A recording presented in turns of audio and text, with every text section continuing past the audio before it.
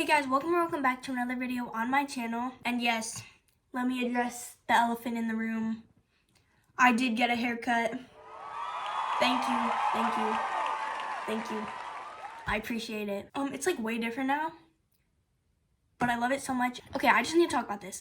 I got it cut where it just made my body look like disproportionate to my head. So then I got it cut here but then I didn't have any layers, so it looked like a box was on my head, or that's what it felt like. So then I just put a ponytail here and a ponytail here, insert clip, and then I snipped it, and then I did it like 2 more times. So I cut my hair 3 times by myself in total for the first time ever in my life, so that I could get layers, and now I think it's sick.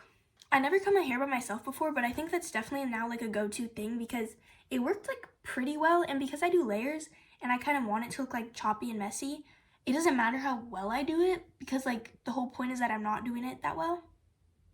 Anyway, sorry about talking about that. We got off track. So in today's video, I'm going to be talking about Harry Potter. Harry Potter is one of those like classic things that people read in elementary school where they're like literally iconic. Like it's just one of those things that everyone was reading at a time.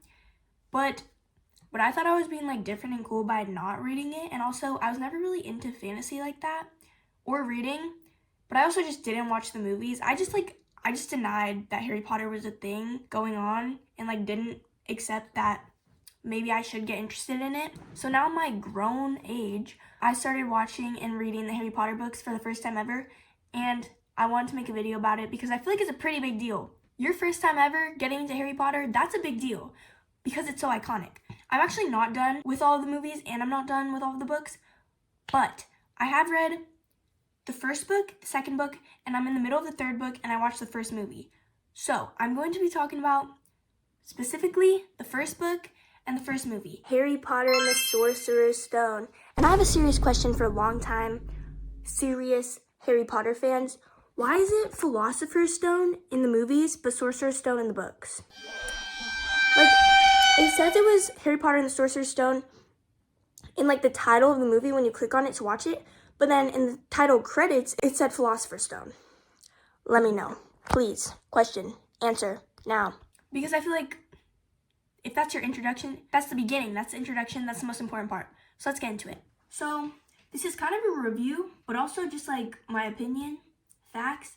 I started reading the book mainly because I didn't have any books to read, and so I wanted to read the entire series. Oh, and don't mind my little Chromie.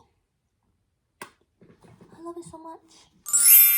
But I realized I needed to watch and read the books at least once in my life. Like, it's kind of obligatory. And I really like to read now. Like, reading is one of my favorite hobbies, so I figured I'd get into it. And let me just say, I've never read a fantasy book that was this good. I was so invested, and every time I picked up the book, I just wanted to keep reading. Like, I was excited to read. There was never any dread with reading it. And like, every time I would see the book in my room, I wanted to pick it up and read it, which you don't always experience with every type of book. It's kind of hard, I feel like, as an author to make something scary and interesting for children technically, but then also like my mom is also getting into reading them, and we watched the movie together, and now it's like a thing that we're doing together, and it's her first time ever reading it, and she's like obviously not a kid, and I'm obviously not a kid. I hope, obviously. I don't know. My voice is high. I'm holding a Chromie stuffed animal, but I'm not a kid. So it's really, really interesting and like intriguing despite that it's technically for children. And it is still kind of scary. And I will say the movie was actually scary. The special effects and all that, obviously it was like 2002 or whatever. So it was kind of horrible. Like, low-key epic. Like, I'm not complaining. But when they had, like, Voldemort and everything, that was scary. Like, I was actually a little bit frightened. And also a thing with how J.K. Rowling writes is that the movie, like, there were so many scenes where it was exactly how I pictured it in the book. Like, I don't know how she did that. Like, the Quidditch scene, bro. Like, that's exactly how I imagined it. Just, like, the little details they had is really, really good. The book, oh my god. I like how increasingly the books get longer and longer. So the first one was pretty short, so a pretty quick, easy read. And increasingly as you get more into the series, it gets longer. The only thing about the book that I don't like is that Hermione is she's just PMO. Like, Hermione is the most annoying character ever, and she's like the only main girl. But I like how J.K. Rowling throws in some things that like are really funny jokes, but they might flow over kids' heads. because like some of her jokes like I barely caught. And I like how there is like a good amount of setting stuff up. There was a very long time where it was just describing the different things that were happening, describing the setting, describing what the characters look like, which I really appreciated because for a fantasy book, you kind of need that to put you in the story and to make you really experience it. So I think that's one of the things that made Harry Potter like so boom ginormousness. Oh, and side note, I got the what are they called? What are they called, bro? What are they called? The mini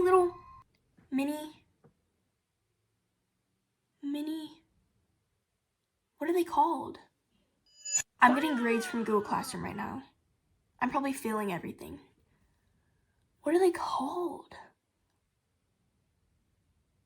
The mini toys that come in like the surprise packs, whatever. I got 2 Harry Potter ones of them, mandrakes, which if you don't know Harry Potter, they're the little plants that they're basically babies as plants, and they eventually grow into like teenagers and stuff. And then I thought it was actually really interesting how they described this in the book of how when they get older, you know they matured when they start going into each other's pods.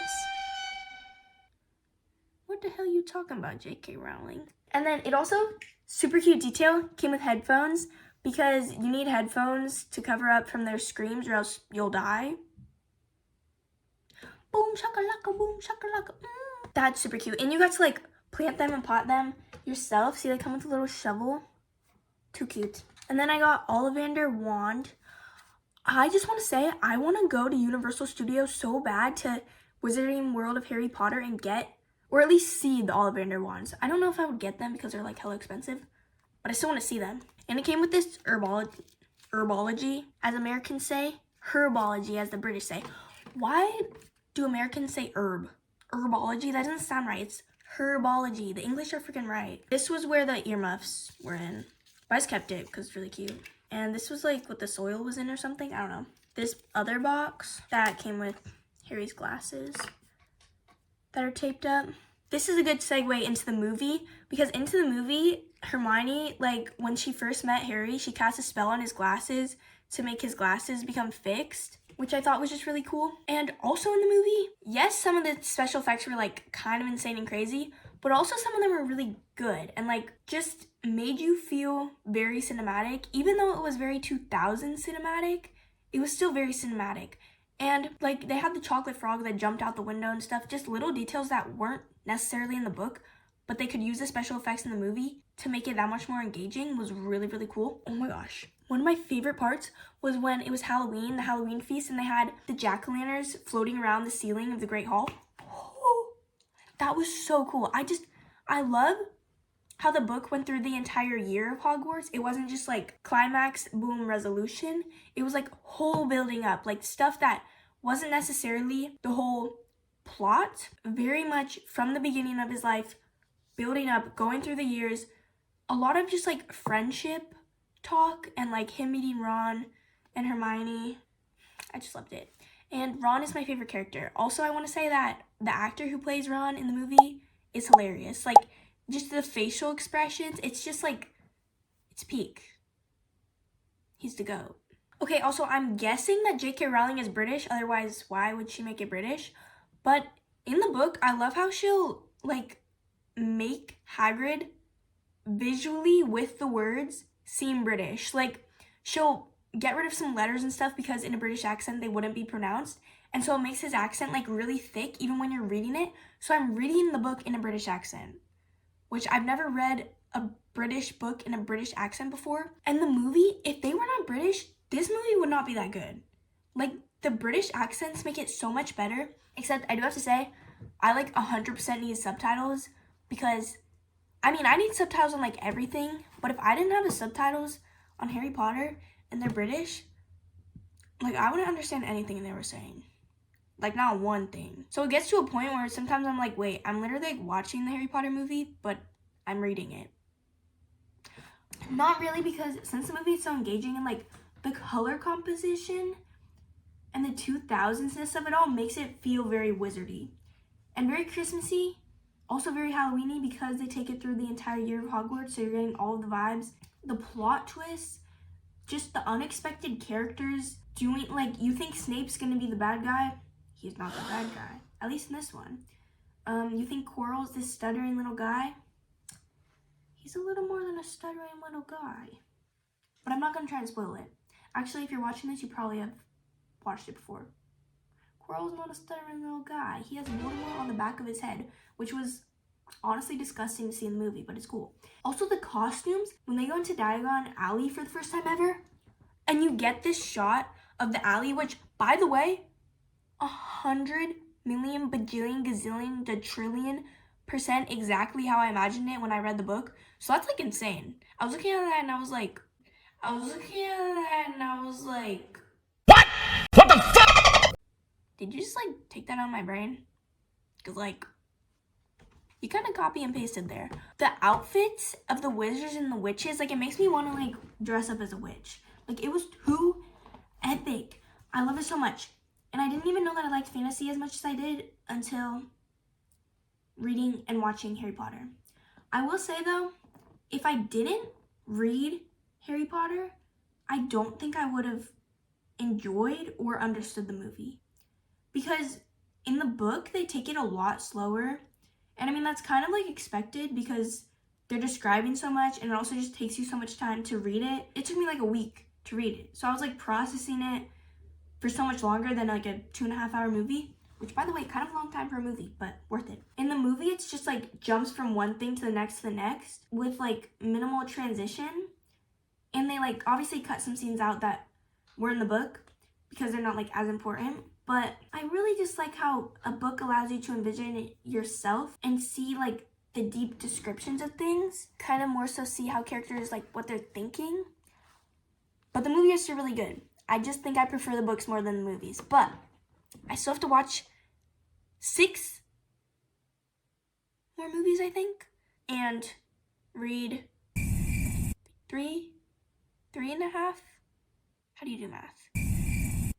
1 eternity later. 4.5 more books. I could not be more excited. This is one of my favorite series now.